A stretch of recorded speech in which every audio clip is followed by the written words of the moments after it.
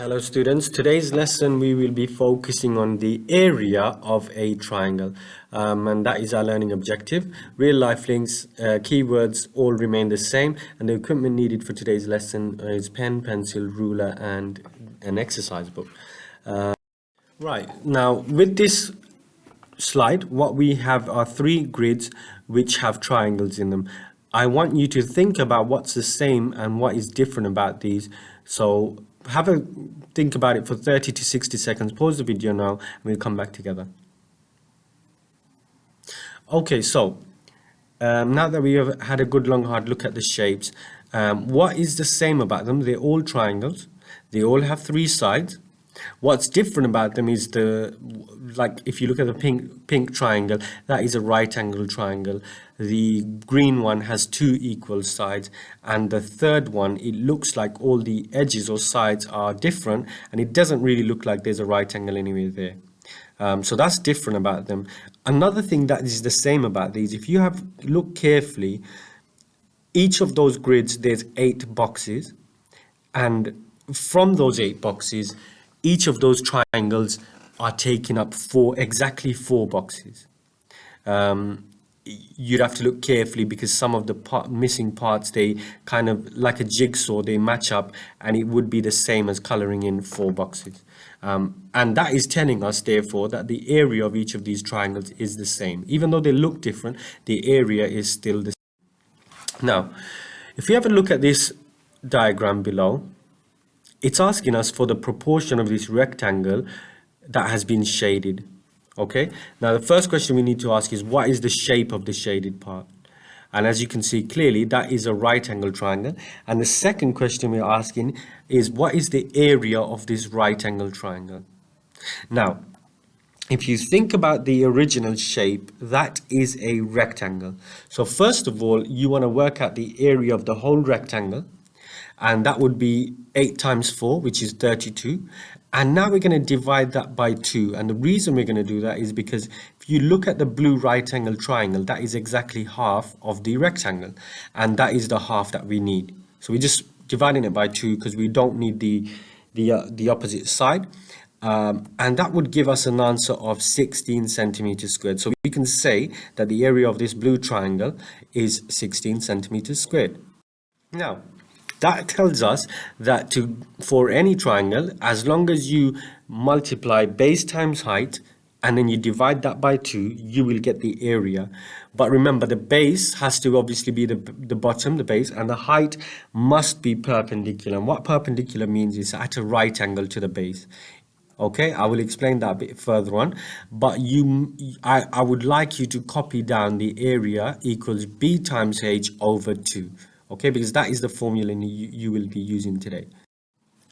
Now, as a practice task, using the formula that you've just written down, I want you to work out the area of any 4 triangles from here. So this is not your main task. You can draw and take a picture. You can draw these out and take a picture of them and upload them to class charts if you'd like.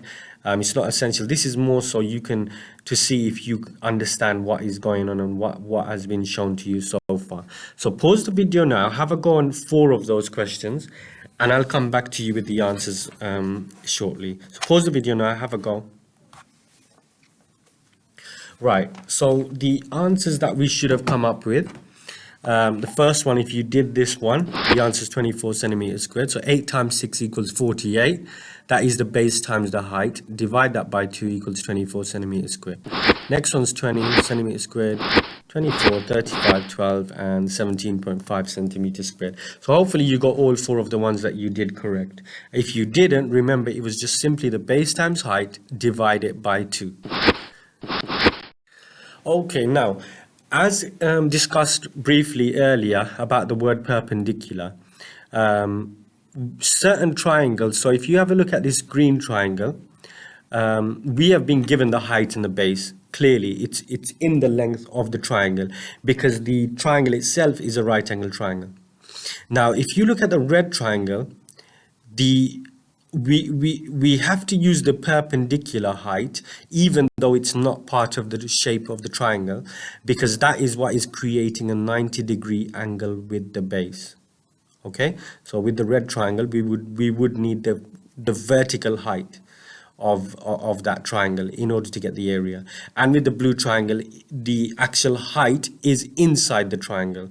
Okay, so it's from the middle all the way up right to the tip at the top, and that gives us the vertical height of the blue triangle. So remember, when we're talking about height, the base will always be the base. When we're talking about the height, it needs to be at a 90-degree angle with the base, and that is what perpendicular means. Okay, now having said that, I want you to pick one of these two triangles as a practice. Remember which one is the perpendicular height.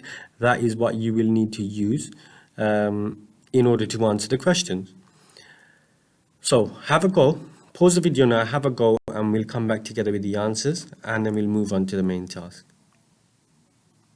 Okay, so if you did the green triangle, the answer that we would have got was 40 centimeters squared.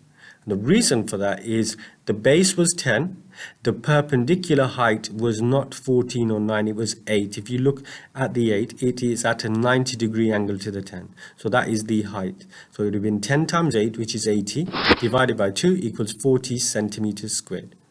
Now, if you did the blue triangle, the answer would have been 36 centimeters squared. And the reason for that is the base was not actually 10 for this one, the base was 12. Because the 6 created a 90-degree angle with the 12. There is no line that is giving us a 90-degree angle with the 10. Therefore, that's why it wasn't the base. So 12 times 6 equals 72. Divide that by 2 equals 36 centimeters squared. For your main task, what I want you guys to do is draw out each of these triangles, and you are going to work at the area of each of these triangles. Remember to put the lengths in where they belong with a pencil and a ruler, and you are going to take a picture and upload that to ClassCharts, and that will complete your learning for today's lesson. Any questions, get in touch with your teacher via ClassCharts, and see you in the next video.